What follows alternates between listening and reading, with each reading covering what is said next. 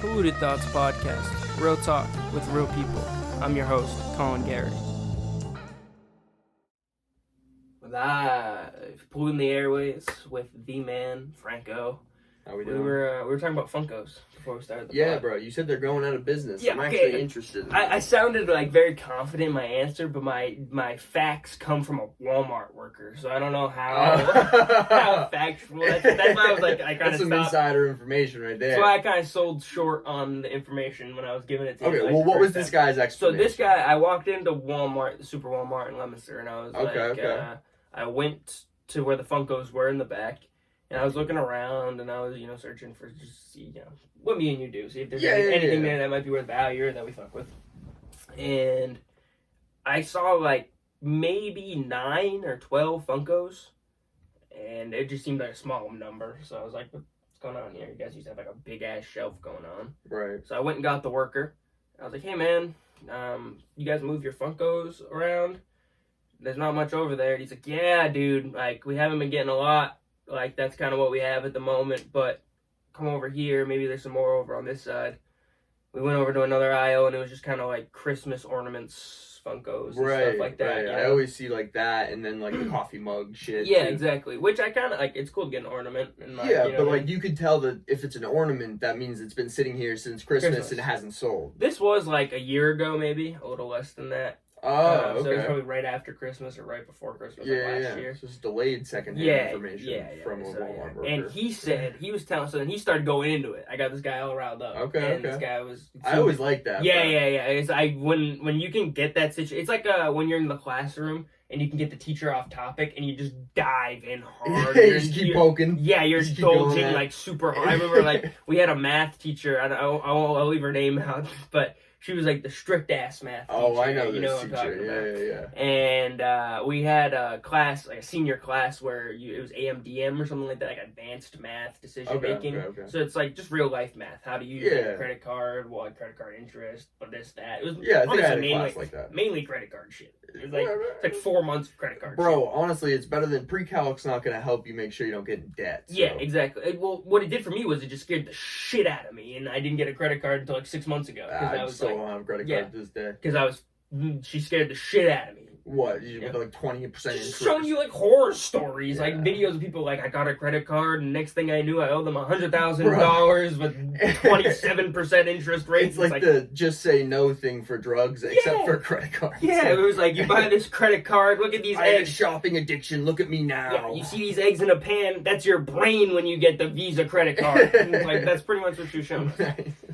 Anyways, I would do that to her a lot, and I would kind of like dive in and just be like, she was a super strict teacher, and but when you're in like a senior class with her, I've had her for 3 years, like she's pretty cool with me, most people who are in the class, you can kind of like get that person off topic, and then next thing you know, the class is over, and you're like, all right, smell ya, see you later, and just like walk out, and you guys didn't do any of the shit you had to do. Of course, bro. And she's like, well, I can't assign the work, I didn't get the fucking tell you anything, you know what I mean? So anyways, I'm like, whenever I get that situation, especially with like a Walmart worker, or somebody who's like, not necessarily like a goofball, but like a character, you know what I mean? Yeah, just like someone who's talking to you and like you clear that like something's off, but something's just a little off. Yeah, bro. You know? Well, I mean, think like at least the Walmarts in like Lunenburg, it's all like 14-year-olds or like 70-year-olds. Yeah. You know, true. There's no in the middle, and if there isn't in the middle, they're clearly there like with a governmental body advocating for them and giving Walmart money to have. They have a chaperone that signs off. Exactly. Like, they have a chaperone initialing the sheet to make sure that they showed up. They're wearing a bike helmet at all hours. It's mandatory.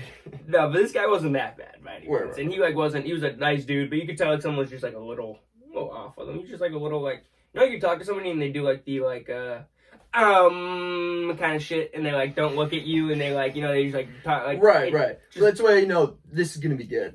Whatever he's about to say, this is gonna be good. Exactly. I'm like, more, please. And that's when you start poking. Yeah, exactly. I was like, all right, give me more. And so he's mad. I think he mentioned something about Funkos kind of being like going out of business or something, or like being on the downslope. And I was like, oh really? I didn't know that.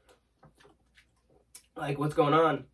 And he's like, yeah, like apparently they have whole warehouses, and this is when he like strapped up and just completely forgot the like, Yeah, he just like went like complete like business mode and didn't like no like looking anywhere else. Since you asked. He's just like he's like, all right, since you asked, man, and we're I pretend I'm off hours. No, he was like so apparently it costs way more money for them to store the Funkos. Yeah, they're huge. Than it costs for than they're making. So like they can't afford to store them anymore.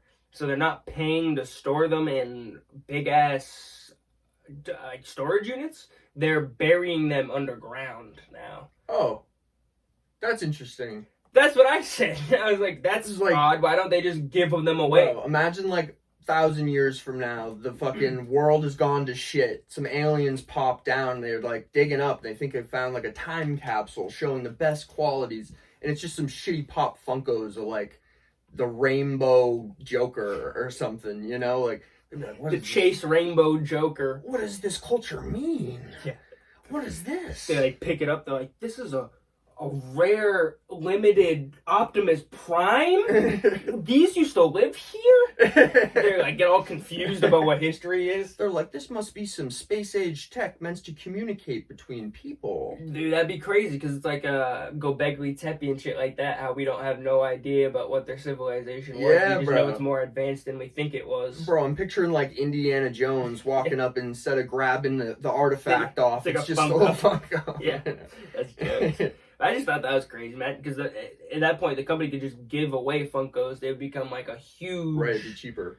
Well, it'd be cheaper for them than having to pay somebody to bury them. They could just literally, like, set up locations where people could come and just pick up Funkos in, like, a limited amount per person or something. Even, like, if you think of the amount of shelf space a Funko takes up, it makes it so you can't sell other shit within that space. So it makes sense that there would only be, like half a shelf, a couple just lines of them. And I always notice Funko specifically, they just make the wrong shit.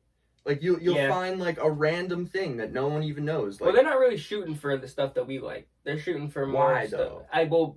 Look, the stuff that we like is what's popular right now. Yeah, it is, but it's also like they're shooting for like what the comic people like and what the video game people like. You'll see like Ted Lasso. Like a random Ted Lasso. Dude, that's a pretty popular show. I've never seen it. I've never seen it either. You know why? It's on Apple Plus TV. I don't fucking own Apple Plus TV, so I can't watch it. It's crazy. Apple Plus TV, they try to make it so the only good thing about that shit, they put everything in one. So you can view your Netflix, you can view your Hulu, HBO, all in one. Yeah, well, I like it because you can purchase movies, and instead of going to like your data on your phone or on your laptop or something, it's like a cloud kind of idea where it's like it doesn't take up my data. Yeah, you're like automatically buying that space. Exactly, and then I can watch it on my TV too, because I have Apple TV on my TV. You know, I don't pay for it, but you have like just the app. You don't have to pay for the subscription. You can just go to your library, and then like Inglourious Bastards isn't on all platforms. It's like I forget, you have to pay for it. So it's $5 on Apple TV.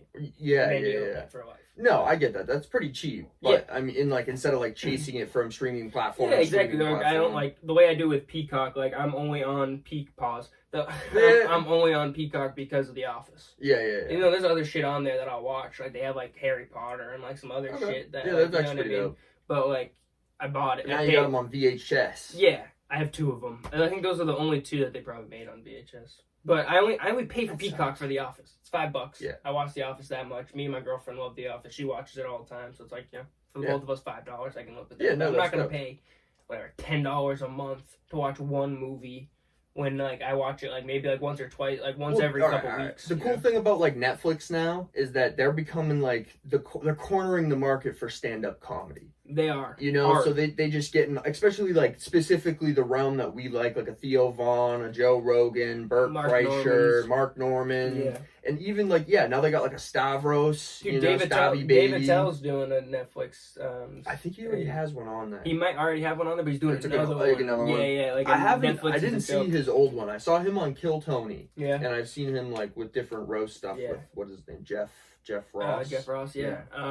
I met him the other day in New York. No way. Yeah. That's wicked cool. I went to the cellar. I went to the Comedy Cellar. Oh, actually, I saw that picture, I saw a show there. It was That's wicked cool. Insane, bro. It was like, all I could think of, because like, my dad got me into comedy, so he knows how big like the cellar is. And my uncle used to go there like all the time when he first moved to New York, so he kind of knows. But I was like, damn, like I wish the homies were here to like. Yeah, dude, you know what I mean? That's definitely on the bucket list. Because exactly, that's what I'm saying. It was that like a bucket list. What is the one out in LA? The store. the comedy store. Yeah. Also, we gotta get to the mothership. Yeah. Even like the Vulcan, bro. That'd be sick. Anytime anyone goes to Austin, I'm like, did you go to the comedy mothership? And they're like, no. And I'm like, what are you fucking doing? I thought that was like why people went to Austin. Well, I asked Adam. Maybe I'm he's biased. in Austin right now. Adam Pep. I asked him. He said it's sold out for a month, so he didn't get to go there. But he went to I forget which one he told me he went to, but he saw Cam Patterson and Hans Kim.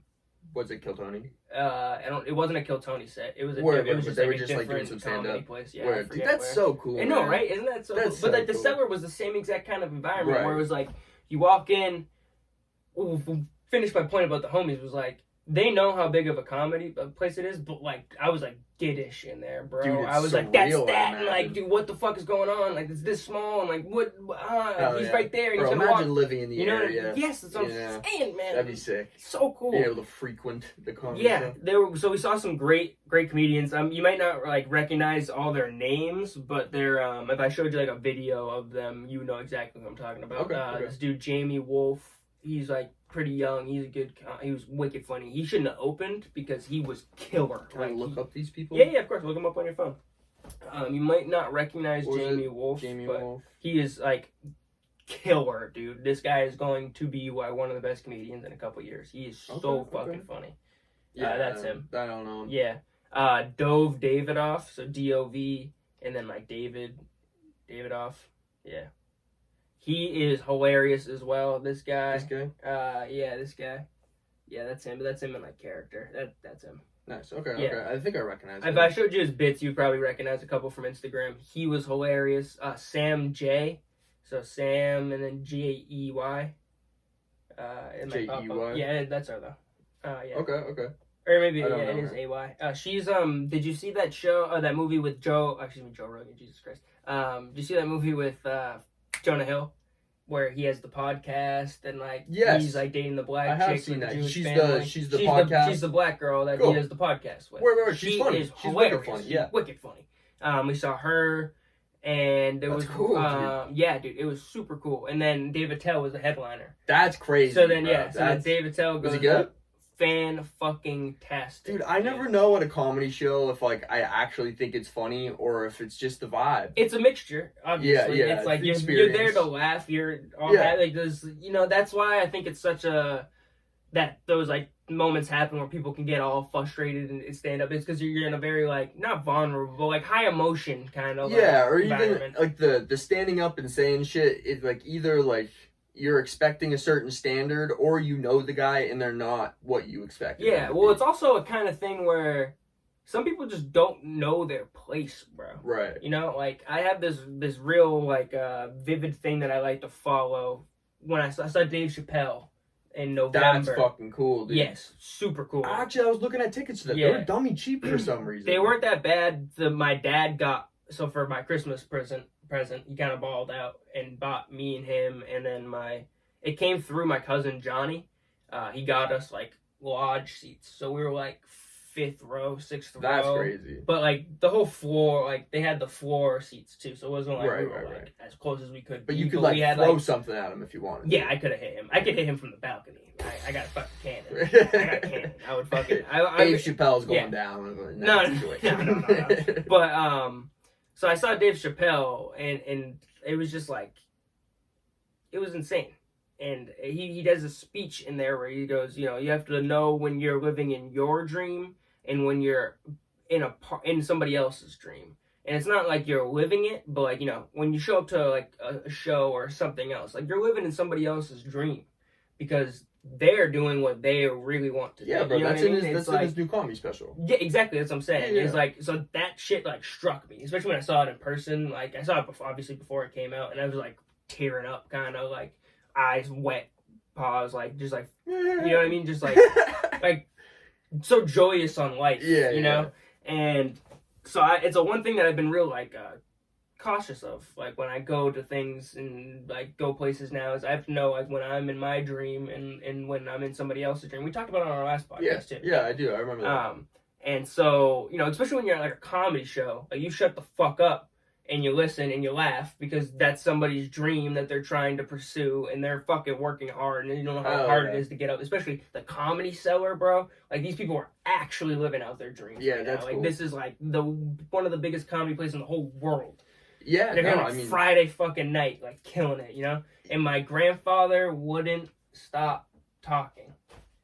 Really? Yeah, and it wasn't like disrespectfully. Well, yeah, it was just like distracting. Every time, no, it was just like every time they said something, he like said something like banter, like yeah, but it would just be like, had nothing to do with anything. Yeah. Like they were like, Sam J was talking about race wars. He's like, what race do you think, which ones are you guys betting on if we had to bet on like a race for a war? And then my grandfather yells out, Raiders fans. Right after that, some guy comes over and is like, hey, one more time and you're out of here. Really? And my grandma was like, all right, go ahead. And he shut the fuck up. Was he a little tipsy? Yeah, he was a little tipsy. Yeah. But like prior, he was like, I didn't hear it, but while we were walking the show, he's like, yeah, I don't know, I get kicked out of these things all the time. Like, I don't know for what. I usually they fucking take something I said wrong. I didn't hear that part, and then we got in there. Yeah. No, he was great. He was great, and the whole time was great, and it was awesome. And we saw David Tell do fucking 30 minutes, almost like 20-some minutes. Then afterward, I asked who I find out is like one of the like major assistants there, and like who knows like all of my favorite comedians and all my idols. I asked her to take a picture of me and my dad. Like, hey, do you mind taking a picture of me and my dad? And I saw her name tag. I forget what her name was, but the next day I was listening to Dan Soder, and he was like name dropping her on his podcast. I was like, oh fuck. No, I asked that lady to take a picture for me. I bet you that'd even be a cool place to work, man. Oh yeah, super cool. Just to be in like that realm. Because I'm pretty sure, especially at the Comedy Store, like if you're like a bouncer, you do sets, Yeah, and like at the mothership too. Like Cam Patterson works there. Yeah, and I think Casey they all Rocket works there. And they all just like work there. They work there. Yeah. They work there. They'll go from like working to like just getting on a set at Kill Tony. That's weird, bro. Yeah. You'd think that Cam Patterson would make enough. They might not work there anymore, but at the beginning one point, they did. Okay, right. No, that makes sense. I mean, I think that like, that's maybe not Cam, but I know Casey Rocket did. I don't like Casey Rocket. Really? I can see how people don't like him. You like him? He wouldn't be my choice of comedy, but I enjoy that he brings something new to the table. Yeah, I definitely like the unique style, and he's going about it. It's just like... Dude, and he has his moments where I'm like, that's hilarious, but it makes me anxious when he's like walking back and forth, moving the mic stand, and then just moving it back. Bro, I'm just like, what are you doing? What are you... Stand still. It's just funny to me. It's goofy. It's fun. It's fun. Yeah. It's definitely fun. It's funny. I can understand how it's like not your comedy, though, 100%. Yeah, that's why I think like it's very local based like that. Yeah, he's not going on tour like across the nation. He's gonna start soon, bro. Not interested. Yeah, I mean, yeah. You don't have to be. I think it's just my dad hates it when I use this word because he listens to the podcast, but it's such a nuance, like in comedy. No one just acts like the complete idiot that people act like when they're trying to goof around with their homies. Yeah, no, that's true. And he's just like honing that into a 5 minute, 1 minute set. It's difficult because it's becoming like there's so he's many still comedians so young right too, now. like in comedy. Yeah. But okay, what I was gonna ask is, do you think we're in like a comedy bubble right now? Hold on, real quick before we get into this. David Tell, after I take the picture, is standing up. So there's a one-way in and a one-way out of the cellar. And I didn't see my phone. My grandpa texted me, like, David Tell's out here. And I walk up there, and David Tell's just smoking a cigarette right outside the entrance, like, just going it. I was like, holy shit. And I went over, I was just like, I didn't ask him for an autograph. I didn't have anything for him to autograph or anything. And he was just smoking a cigarette, just doing his thing. So I was like, hey, what's up, bro? Like, we're from Worcester. Just wanted to say, like, what's up? And I didn't get to drop the podcast or anything like that, but I said, like, Worcester, and he used to do like a lot of sets in Worcester, and like he used to, I forget what the name of the comedy place was, but he used to do a lot of sets in Worcester. He used to do a show where he would go around and do tours of like cities and stuff like that, and show you like the best place to eat, the best place to get a drink. That's very cool. Yeah, and he did one in Worcester. But anyways, so he was just wicked nice. He was like, said what's up. I wasn't gonna ask him for a picture just because like in that kind of situation, it's like he's out there hanging out, he's cool, and I didn't want to be rude. That.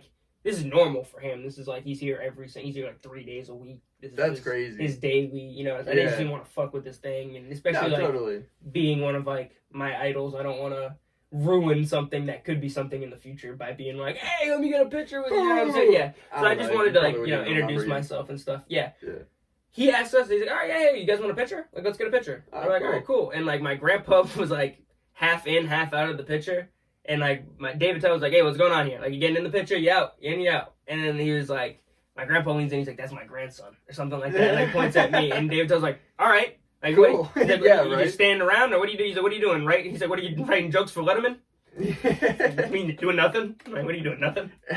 Right. And he's like, get out of the fucking picture. So then he like shoos off my grandfather. We get a picture. He liked the picture, and he's liked a couple of my comments since. He's like, really super nice guy. Super wicked nice cool. guy.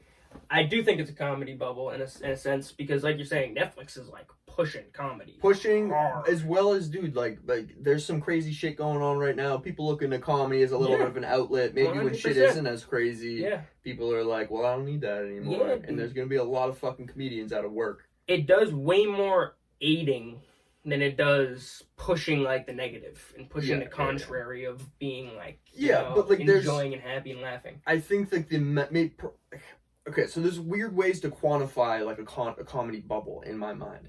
So you can like look at like social media and the overall hype, the engagement with it, or you can look at like money and revenue of the actual comedy clubs themselves.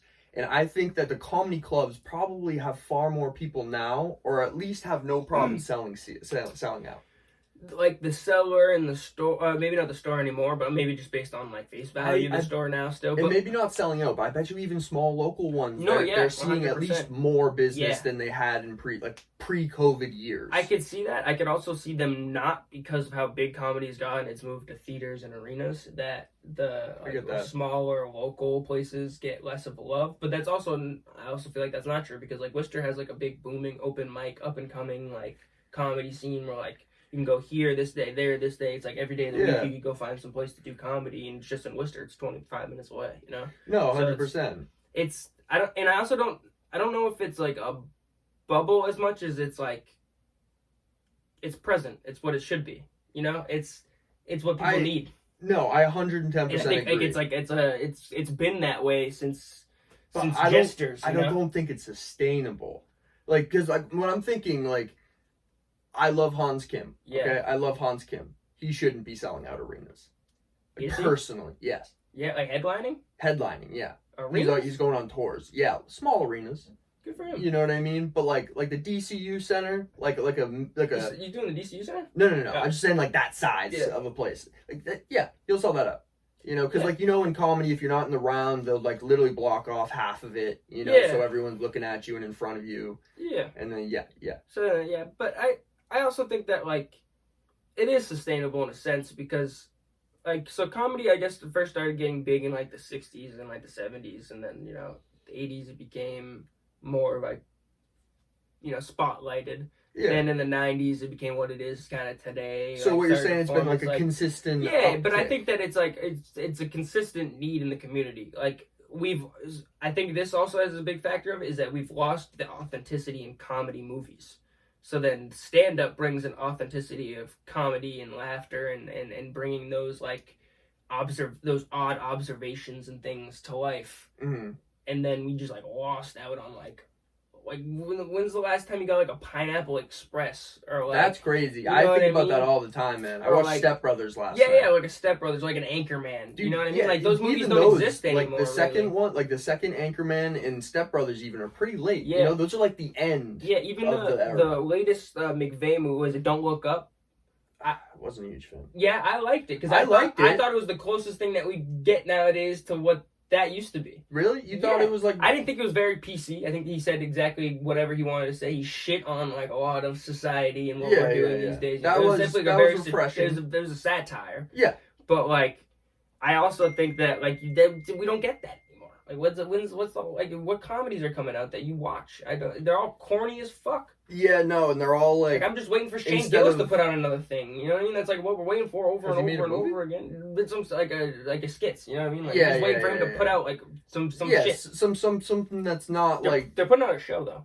That's cool. Yeah, it's called Tires. I think. Are they gonna where are they gonna air it? I think it's on Netflix. Okay. I think it's like Sam Morril, Shane Gillis, Mark Norman, and a couple other like great. Did you see Shane Gillis on SNL? I did. Dude, I feel like he just freeballed. He definitely, it seemed more chill than like other Not SNLs freeball, but I feel that like I've he had seen. like premises on skits, and he was like, "Well, all that other shit I can't really Well, say dude, on this." So. And they were doing like shit that was different than what they usually, like the PC stuff that they usually do. Oh, you mean the skits part? Everything. Part. I was thinking about the monologue, but I haven't seen all the skits. Monologue, he was just recycling a bunch of stuff from his like different specials. Yeah, it kind of seemed, and then it just kind of seemed like he was freeballing off of it. Well, at the end, he was like saying like fucking, this is the only clean shit that I can. Yeah, that's he's also not going to give up his material for a monologue on SNL. Yeah, like, why is he going to write new material for a monologue? Yeah, but he's also like, why am I going to do that? Fuck these guys, they fired 100%. me. You know, why am I going to like do all this work? I think it was very short notice as well. I listened to the Shane. In a while. What? It'd been posted for a while on the internet. Was it? Yeah, like it was like in January. It was posted like Post-it notes. It was like Shane Gillis, 21 Savage, February 21st. Yeah, but that was like, when I say a little while, I mean like usually like I don't know how long they're announced, but it's probably months in advance. That's what I was thinking, you know, like seemed like it was like a month in advance. Like, and it's like a comedian, that's a comedian that's gonna write their own material. Because I'd imagine a lot of those people just get handed a monologue by someone and then they just do it. Well, you know, but you need a little bit of while to like, kind of work out the kinks, go on different whatever. Yeah, go on a little circuit of like, you know, working it out of the the Mothership and the Vulcan and whatever, all these little comedy shops, probably or whatever your home is. Yeah, that's why like Dave Attell and the rest of them do what they do. Like he's there. Like the people that are there like weekly is insane, dude. Like anytime that you can get a weekday off, and I have a weekday off, we'll go to New York and like we'll try to figure out like either I don't know, stay with my uncle or like we can get a hotel or something. Like, fuck yeah, it's $25 to go, and it's a 2-drink minimum. So you gotta have, or it's 2-drink or no minimum. You have to get at least 2 items when you're in there. So it's either 2 drinks. You can get like a drink and a food item. Like they do like appetizers or something. That's pretty funny. So it's like it ends up costing like $50, a little under $50. Yeah. But I mean, that's nothing. But the people that you can see on regular is like Jim Norton does like an hour every Wednesday. That's pretty cool. Colin Quinn's there like every Tuesday or something like that, like every couple of days. You definitely do. Grown Ups, the guy who's like the Adam Sandler on the Bad Team. Oh yeah. The head dude. Yeah, that's Colin Quinn. He's fucking hilarious. Andrew Schultz, they're like 3 days of the week. That's like, cool. For the next I don't know how long. David Tell's there like every weekend. They got like killers there, man. Yeah, that's pretty cool. You know, so like we should just go. My idea is just like I always hear that Boston has a really good comedy scene too. Yeah, I've never seen stand up comedy. They got Laugh Boston is like our big. Is it? I think I could be wrong, but I'm pretty sure. I'm not. I think it might be Seaport. I could be wrong. But Laugh Boston, I know that the homie Sam Buck, he goes there to see old shows a lot, and I think he's performed there as well. I don't know why I typed in Sam Buck. I was talking about him. Laugh Boston. It's in Seaport. Seaport? Yep. Word. It's it's located in the Weston Boston Seaport District. I don't know if that's dude, I'd even love to take a day trip and just check something like that out. Hell yeah, man. That'd be much easier, man. Yeah, no, drive to Boston, take 45 minutes, and get a 40-hour hotel or something like that. Yeah, no. Yeah, hell yeah.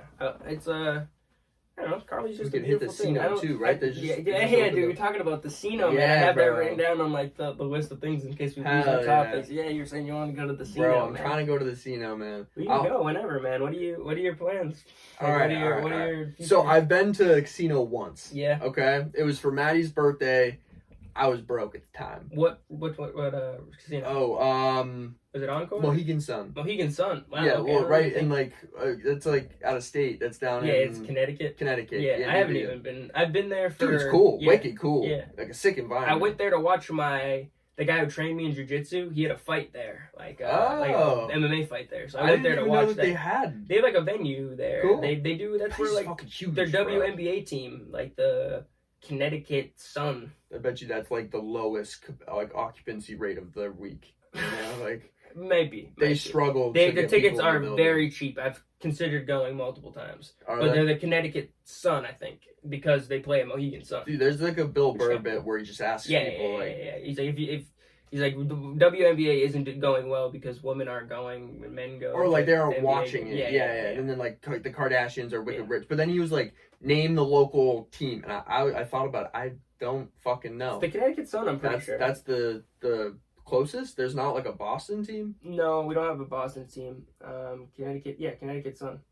Why wouldn't there be a Boston? Why Connecticut? There's the New York Liberty and Connecticut Sun. Because Connecticut doesn't have shit. They had to give them something. Damn, bro, they really got the shit end of the stick. They had to give them something, man. Hold on, we're gonna go to break real quick. Steady Galletti, for all your precision painting needs, hit this guy up. We're gonna take a quick break for a word from our sponsor. Our sponsor today is Steady Galletti Precision Painting. Steady Galletti is a small family-owned painting company that can handle all your painting needs for both interior and exterior projects. No job too big or small, unless you're like a hospital or something. I don't know. They could try it, but it might be too big. Find them on Facebook under Steady Galletti Precision Painting. Quality painting by a quality guy. Call 978-790-2260 to book your free quote today.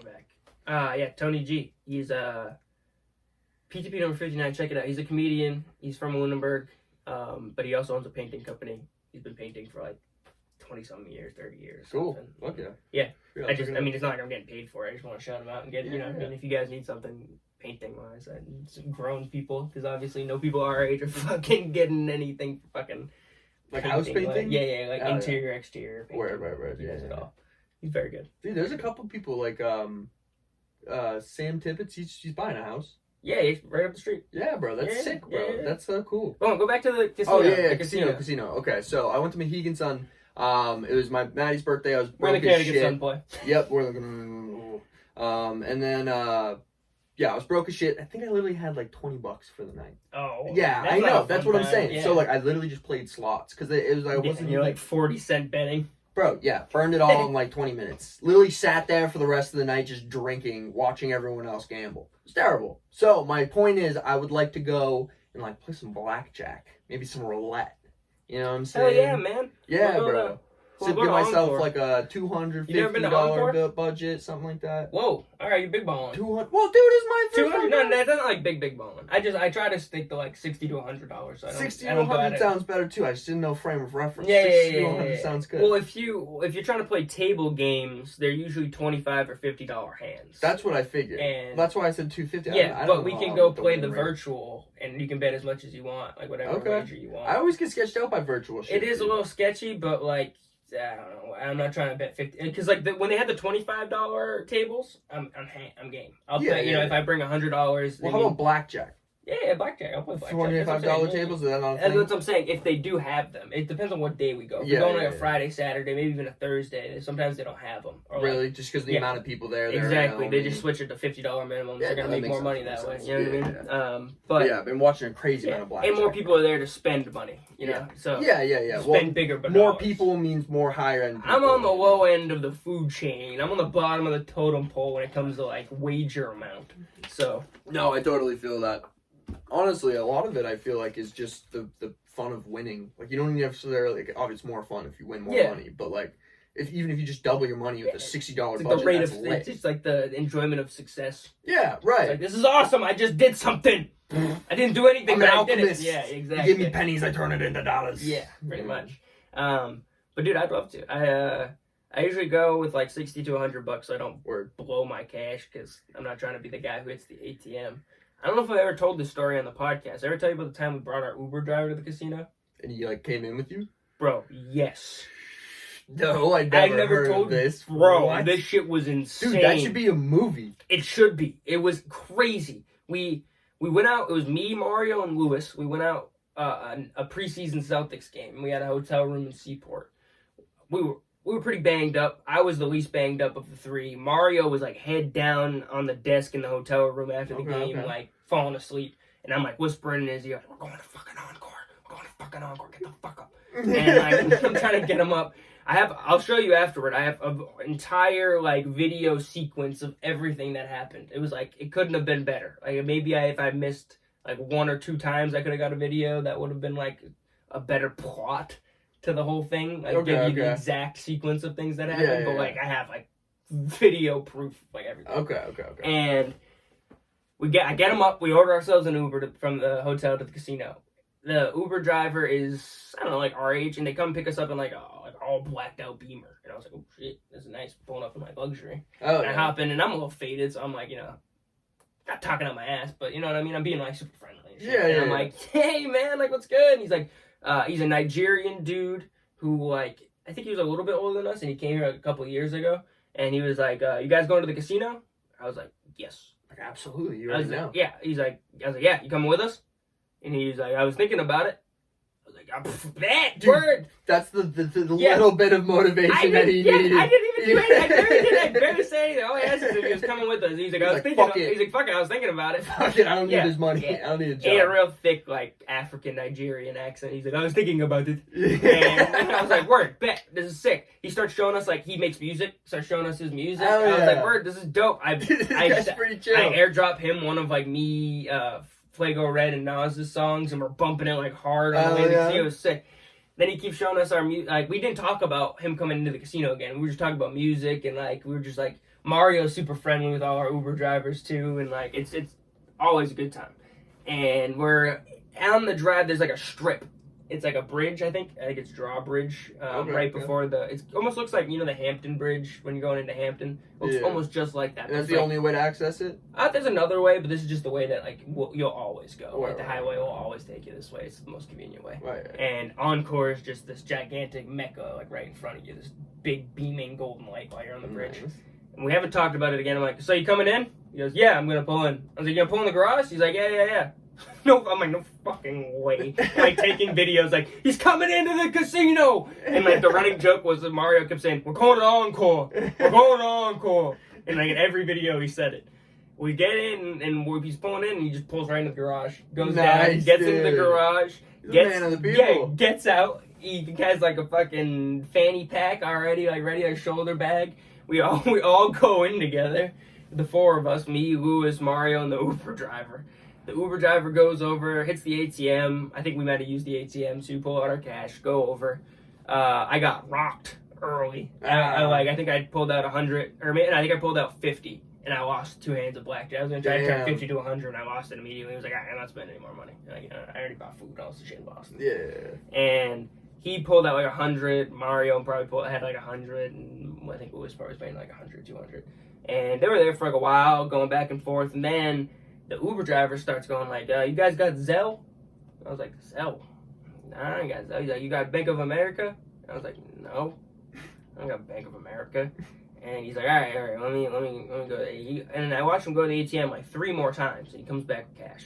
3 more times he goes to the ATM. And I'm like, oh shit, he's down. Like, he's down, and he's plugging and chugging. And I see him lose again. Now he's starting to get kind of tight. He's starting to get a little pissy. And he's starting to get like pissy at us too, because like you're on the blackjack table, they might not be playing like correctly to like whatever card or whatever. So like he's feeling that he's getting fucked because they're not playing like the right way. So he's getting dealt cards they shouldn't be getting dealt. Kind of idea. So like he's starting to be like, why'd you do that? Like, why are you doing that? Like, why are you hitting that for? Da da da da, and like shit like that. Then he starts asking us again. He's like, you got Zelle, you got Bank of America? I'm like, dude, I told you. Like, I ain't got Zelle or Bank of America. Like, I have fucking Workers Credit Union in Lunenburg. Like, I don't know what you want. Right.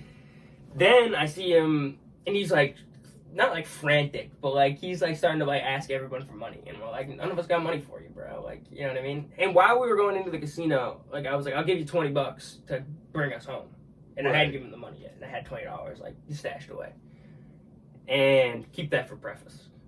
And he goes to another table, and he's sitting down with like this white dude and his wife, and he gets that guy to Bank of America send him $100. Really? Yeah. So that dude sent him, some random dude sent him money, and I don't know how, if he ever paid him back or what the dealio with that was. Dude, this guy's a fucking problem. So now he's down, at least what I've seen, $500. God damn. Yeah, and he loses his last hand of the $100 from the guy that the Bank of America sent him. The Bank of America dude sent him, and he's now like head down on the belt at the blackjack table, like ironically down bad. We end up, we're trying to leave now because everyone's lost their money. There was also a funny thing. Mario like ran into some dude he used to work with, some like big black dude with dreads and like a big grill and shit, and he's like, oh shit, that's my homie, and like runs over and starts talking to him. We go over there, and he's like, y'all better take care of my man Mario, I'm gonna beat the fuck out of y'all. Or some shit like that. We're like, oh shit. Like, what the fuck? And yeah, your boys. No, now. like whatever. Yeah, he was like, I swear to God, he was like, I'm gonna beat the shit out of you. I find out you ain't taking care of my man. I'm like, all right, damn. And then we're trying to leave at this point. Like everyone's lost money, and we're all like, I have a little literal video of us sitting down at the slot machines, not playing slots, all just sitting there like this. Like everybody's like just looking around, like fuck, we're all down bad. Then we go, all right, so you ready to bring us home? And he's like, no, I'm staying. We're like, what? He's like, yeah, I'm staying. I'm calling people. They're gonna send me some more money. I gotta win it back. I'm like, holy shit, bro. So I have a video. I took a video. I was like, all right. I take a video. I'm like, all right, see you, bro. And I like dab him up. I'm like, yeah, we got your number, whatever. And I walk away and I flip the camera. I'm like, he's down bad tremendously right now. At least $500. I was asking people to sell him. Snap. I was like, fucking just taking a video like right in front. Bro, that's wild. Yeah, it was insane. Yeah, and then he ended up staying. We had to get another Uber home. And he ended up staying at the fucking casino. We went back to the hotel and went to bed like normal night. Jesus Christ. Never heard from the guy again. Oh my God! So I was going to ask, like, is an Uber around there? Does he already have a predisposition of gambling? Is that why he's Ubering? The answer is yes. Yeah. Well, I told my dad the story. He's like, you guys are awful. You guys brought like a real deal addict to the fucking casino. You guys are the worst. I didn't know. I barely did anything. It's like taking an Uber, like who is like an ex-cocaine addict. Yeah, but like, I barely had to say anything. I said, "You coming with us?" And he goes, "I was thinking about it." Never mentioned again. He picked up that ride because it was going to the casino. Bro, I'm telling. Okay, so the movie version of this, instead of him calling his friends, he just goes to the mob. You know, and he puts down like a $10,000 bet, and you're like, "Whoa, what's going on?" You know, there's like a known shark at the casino that you could walk over to and like make a deal with. And then him being like earlier with like the yo, don't fucking let anything happen tomorrow. Don't he's my boy. You know, like that's gonna be foreshadowing for now. He thinks you guys are boys and in this with him. Yeah, well, it could be vice versa, where it could be like instead of Mario being boys with that guy. The dude we brought to the casino, the Uber driver, is boys with that guy. So then he finds his boy, you know what I mean? And then like he's like, better take care of my homie, who's the Uber driver. And they're like, all right, yeah, whatever. And then like he ends up getting in deep shit. That could be the thing too. Is like he's asking everyone like, yo, send me money. And they're like, just go over to see that guy right over there. And it's like kingpin looking guy, you know. And it's like just go to him and go ask him. And then he gets like a fat loan. Hell yeah. Deep. That would be a bad movie, man. Bro, right? That's what I'm saying. It's a it was just like a retarded occurrence. It was just me laughing. When you watch these videos, you're gonna die fucking laughing. It was so stupid. Bro, I'm excited, man. Well, it's also because we're like sloppy too. It's like the end of the night. It's like 1, 2 in the morning. Like when we get picked up, you know. And it's just like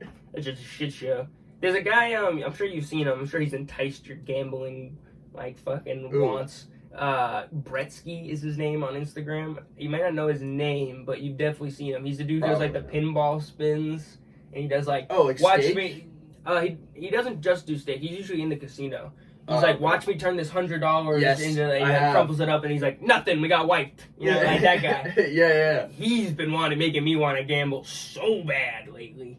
Bro. Like, I want to go up there and I want to spend like $800 on the fucking pinball machine. Dude, and that's the problem, because like I've been doing the same thing. I've been watching like live streams of people just like doing playing blackjack, high stakes blackjack, like $1,000 hand and $10,000 hand, bro. That's so crazy. Dude, they'll get payouts of like crazy amounts of money. So it's just getting a hankering, bro. Yeah, you know? Me too. I'm hungry. When are you free? What, you got like a spring break coming up? Yeah, it's next week. Yeah. How was school, by the way? That's fine, bro. It's boring as shit. Junior year, bro. I'm ready for it to be done. So. Yeah. Because I remember I asked you last time about the Google ads. You're like, nah, it's just boring. I don't even want to talk about it. Dude, well, it's not boring to me, bro. I just know that if I explain it to other people aren't excited about it the way I am. So I guess. This is also another thing that I was thinking about too, and I heard it on another podcast. Like, what phases have you gone through in your life? Oh, you know what shit, I mean? Dude. Like, it's like a weird. It's it's like a weird thing to bring up, but like it's like not weird, but just like a weird thing to think about because you don't. Bro, really that's what I like about like my SoundCloud from back in the day. Yeah. Like having that giant playlist filled with whatever I was listening to at the time. You can like go through the phases. Yeah, well, it's terrible. That's man. also it makes my body hurt. Yeah. Well, I have like phases of like interest. obviously, as everyone Right. does. So like less of emotion. Okay, Less of what okay, I'm talking about. okay. Like interest phases. Like Interests. what you're like into. Like I'll have like 3-week phases of 1 million things. I've been into fucking everything. Dude, oh my god, me I too. did for like 2 Dude, weeks. you- I was you so know. into stocks. Dude, me too, bro. That was one of the into phases. stocks. I couldn't figure out a single thing about it, but like I was going to Ethan's house bro, every I day went trying to ham. fucking Yeah. You were writing notebooks and shit. I Bro, remember being I like, had a "What is fucking this?" thick boy full of I it, dude. remember. I still, like, sometimes Yeah. I'm building a little portfolio, but Yeah. it's not, like, something. We got into all right, but cards. phases. All right, it started off as a kid as, like, Pokemon cards, Yeah. Bakugan.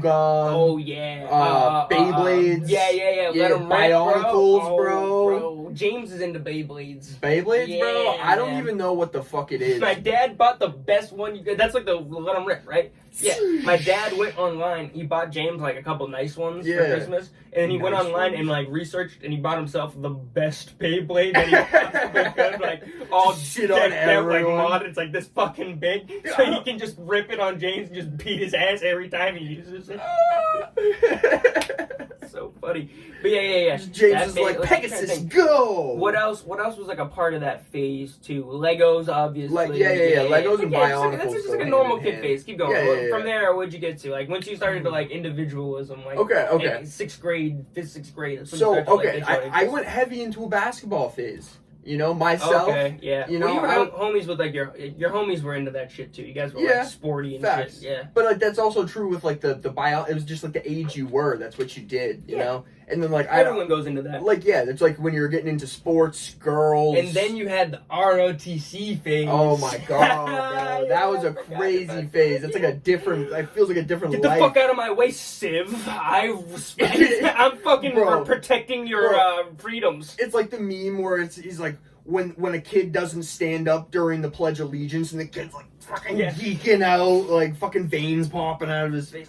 Fucking kill you. There was the security guard at my new work. He like puts on this like black leather jacket, which I thought was pretty nice. It's not leather. Okay. It's like I don't know, whatever. Like fucking like rain jacket kind of material. Yeah, exactly. That kind of like you know. And but it's like a trench coat. And like fucking everyone was like, yeah, but motherfucker brought in the ROTC coat. Motherfucker brought in that Columbine coat. I was like, Jesus that Christ. Columbine coat. I was like, Jesus Christ. Trench coats always Yeah. give me weird vibes. You're either naked underneath Yeah. or you got some crazy I have a vibes. couple of trench coats. I wear them. I don't wear them that often for that purpose. I Dude. wear them a lot, like a nice black trench coat at like a funeral. And Okay. Not like great. Doesn't sound great when I'm like I also think stripped with up to Dwight go to a Schrute. funeral. Yeah. Also not a good look. Not a good one. But anyways, continue. So from the Okay. you had the ROTC. ROTC phase. Yeah. That was like probably right after basketball Beats. phase. Too. Yeah, Dude, I had that phase. written down, bro. We'll talk about that after. Keep going. You were making music for a while. Yeah, making music for a long time. Then probably stocks, bro. Yeah. Then probably now like advertising. Well, no. Then you got into collectibles.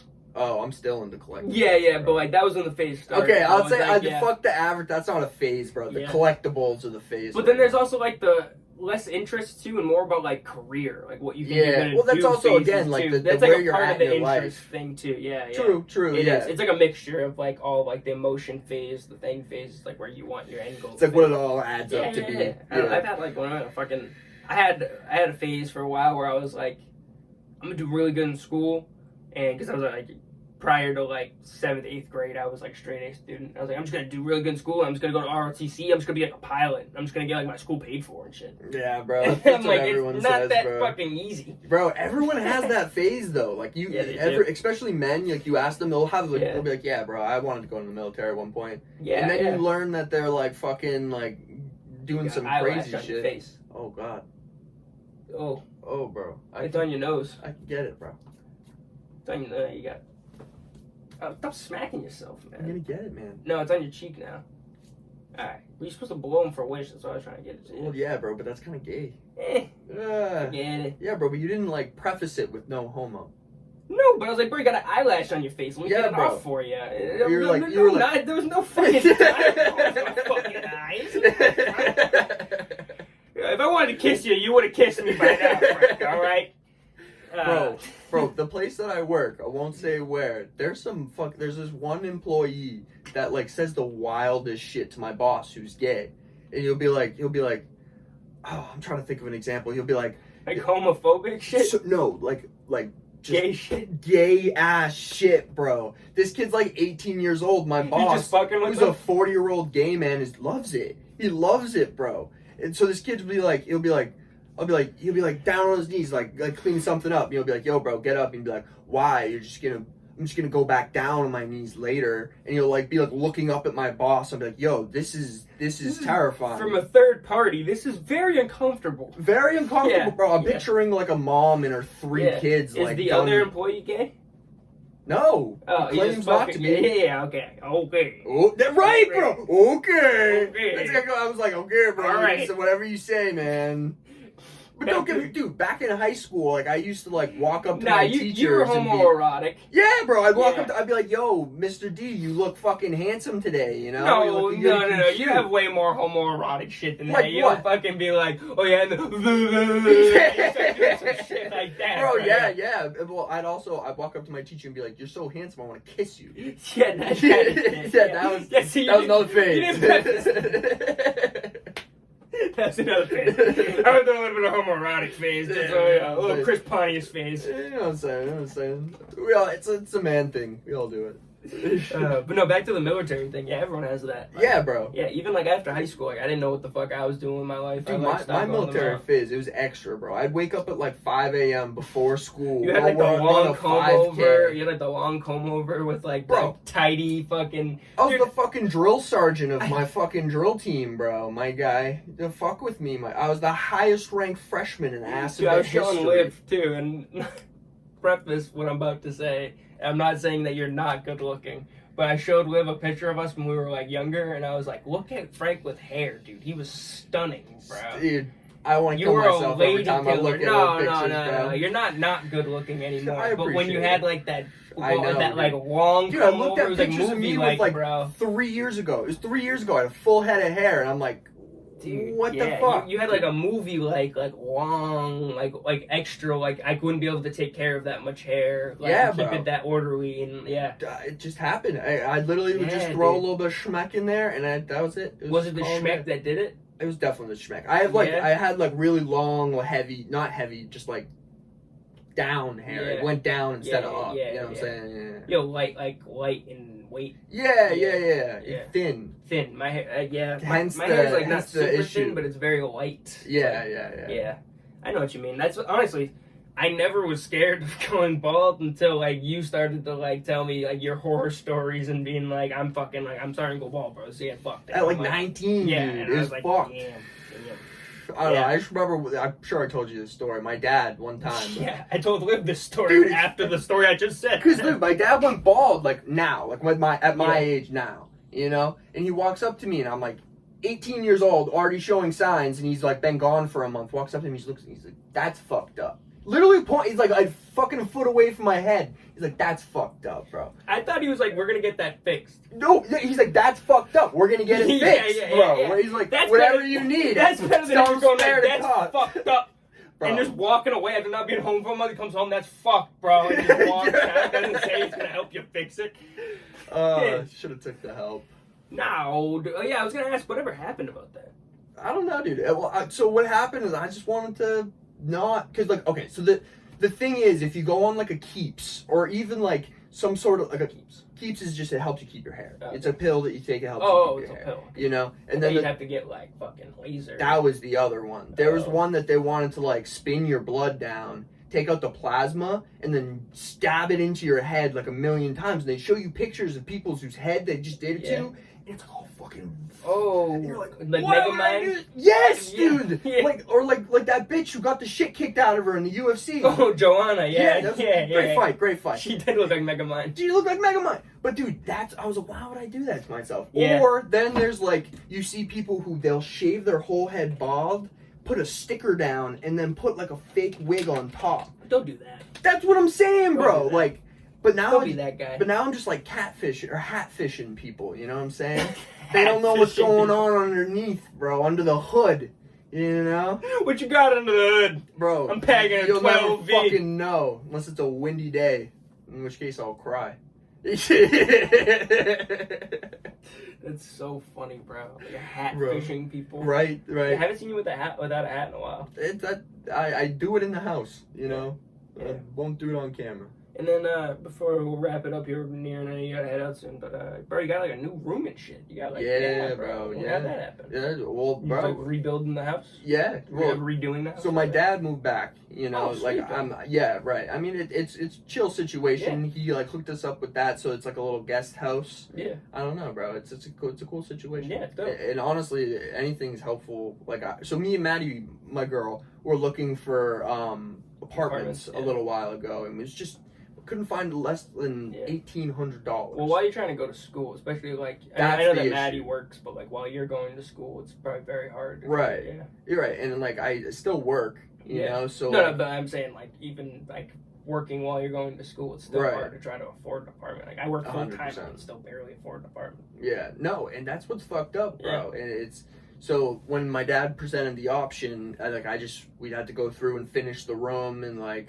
fucking do all like the carpentry work and shit. Bro. Yeah, bro, right? You and your dad working on it together? Best room in the house, Yeah, that's what's up. My dad definitely took, because like I was working and I was going to school, but it's pretty lit. It's a good situation. You ever see the chart where it's like income and then like rent? Yeah. And it's like how they used to be this, over time. And then it's like over time the rent's like way up here and the average income's like down there. You'll see income maybe it's fluctuate more, and then like rent just continues to go up year after year. And then 2008 it dropped. But other than that, dude, it's I don't know if it was rent or if it was housing, like market. It was probably housing. But like what they recommend is that like housing is 30% of your income, which is just unreasonable. Like when we were looking for apartments, dude, there was literally places that was part of the criteria. Is this has to be 30% of your income? No, it's crazy what it takes to get an apartment. It's like fuck it, I'm gonna pay my bills. Just fucking fuck off, bro. Well, dude, it's hard to say that because I'm sure there's plenty of people who don't. And then, dude, it's a fucking nightmare to get those people out. Yeah, well, dude, it's we've gone to a couple places where there's two sides of this coin. Where we're touring, so like me, Jackson, and Mario have been looking for places in Worcester, and we've been touring around looking at some places, and there have been a couple places where we show up, like one I think we told you the other day, or maybe you weren't in downstairs yet when we told the story, but it was like we show up, the guy's like, yeah, we got a little bit of a situation here. Yeah, and we were like, yeah, what's going on? The key got stolen. Like, yeah, the lockbox got broken into. I'm like, what? He's like, yeah, no, and it looks like they got the key too. We're like, they have the key to this apartment that you're showing us, right? But like. Not that one, but it was like the same exact apartment. Like you'll see the same exact apartment 100 times in Worcester. Like it's the same architect over and over again, from like 1860 to like 1940 or something. They built the same exact houses over and over. And the guy was like, yeah, so like pretty much that. He was like, every person that's contacted me has been on Section 8, and this isn't a Section 8 house. And it took us X amount of time to get the last guy out, and it's been vacant for 2.5 months, and they don't really care. Well, part of the issue is that if someone has Section 8 high enough to cover it, because like they'll give you like a living stipend, and it's up to a certain amount depending on like things like children and stuff like that. Like my mom's boyfriend is renting out an apartment. It's a very nice apartment in a very nice area, but someone qualified for it, and they got it. Well, you get government aid through that, I'm sure, like landlords do. But then there's also a lot of requirements. No, you don't. The person gets aid, and that's what pays you. Okay. So essentially the government, anyway. It's essentially the government, but they give them just enough for that. Unless they have like food stamps and stuff like that, they could be using that money for other things. They could. No, actually, I don't think that's true. But no, my point of me saying it was the guy was saying there's requirements that the landlord has to fulfill once like the Section 8 thing happens. Like they have to do certain things and have certain I'm not I'm not a real estate agent, so I don't fucking know. It's like lighting things. It's they have to provide them certain things once they're up to a certain standard. The guy was like, we're not taking Section 8 housing, was pretty much, and he's like, you guys are the first people in like 60 days that, you know what I mean, like me, who just got a credit card, has like a shit credit score because I just got one after I built it up. It's at like fucking like 600 right now, which isn't terrible, but it's not good. No, it's not good. Yeah, but it's like when you go somewhere and they're like, it's funny because you get half people being like, well, because fucking Mario and Jackson have like excellent credit scores. They've been like, they have credit cards for like a while now. Like years. But when you go to some places, they're like, ooh, that's a little shaky, I don't know, And then you go to other places and they're like, great, finally, 100, yep, I don't care, we'll take it. Yeah. Like, get you in here. Bro. It's crazy, bro. But it's also crazy, like, all the requirements. They wanted to see, like, my bank statements. It's like, you want to see all of the transactions that I've made in the last 2 months. How about, that's none of your fucking business. How about, I just pay you because like if you ask for my pay stubs, that's different. Right. Because then you see how much money I'm making and like taking in a month. But if you're asking to see my bank statements, you're asking to see all of my transactions for a month, that's none of your fucking business what I'm fucking doing 100%. With my money. You know what I mean? It's your business to know that I make enough to pay you, yes. Right. But it's not your business to know that I fucking spend $200 on DraftKings a month. Right. Or whatever, you know what I mean? Or like you don't get to see how much I get to spend on weed. No, I agree. Yeah? I totally agree with that. Yeah. And like, dude, there's like this recent, I think it was like a state Supreme Court, but so there was like this product that came out that was basically a bunch of like real estate people who are renting houses buy this product, but there's an agreement that you have to take the price that they recommend if you use this product. Okay. So this. Before you continue, we gotta cut it out real quick. One sponsor for PTP is Flippin' Ships. Flippin' Ships was founded by CEO Jason Reynolds during late quarantine, and Jason is in the business of providing you with entertainment. Whether you're looking for a restored boat in great condition you can take on the lakes, or if you're interested in watching the process go down, Jason's got it all. His TikToks show the process in an entertaining way for all ages, but check out his YouTube videos because they show every detail of the flip. Check him out on TikTok and YouTube for some at-home or on-the-go entertainment. His handle is Flippin' Ships. That's flipping without the G, ships. And be on the lookout for these flip ships soon on Facebook and Instagram. All right, continue. So. Okay. So the company like recommends like listing prices, you know, and if you get the product, you have to list it at that price. And they took over like multiple states for someone else to sell. Is what you're saying? For you to sell. So as like the landlord, you're going here before you rent it out and whatever. And they have to sell it at the price that the company is telling them to sell it. Right. And it got to the point where I think it was Nevada and one other state. Everyone in the state was using it. So it was basically price fixing. Yeah. You know, which is illegal. Like monopolized the Well, residential market, it's like, so to speak. because like then technically this market. company would have the ability to set a price. Yeah, exactly. You know, right. Which is, again, monopolistic behavior and whatever.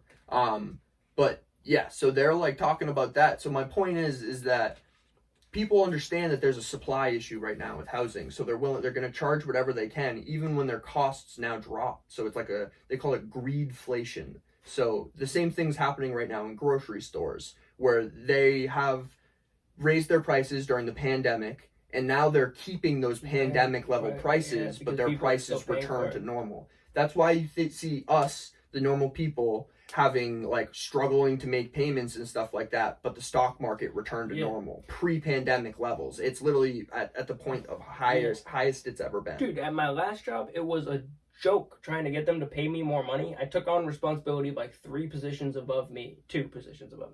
I'll be realistic. And I told them, I was like, you guys didn't pay me. Like, I've been here for 2 years. I didn't get like a 1 year or a 2 year review, and I didn't get. Did you get a cost of living raise? Because I'm saying I didn't get cost of living I got a raise because I got a promotion, but I didn't get cost of living for the first year or the second year, and I told them this, right?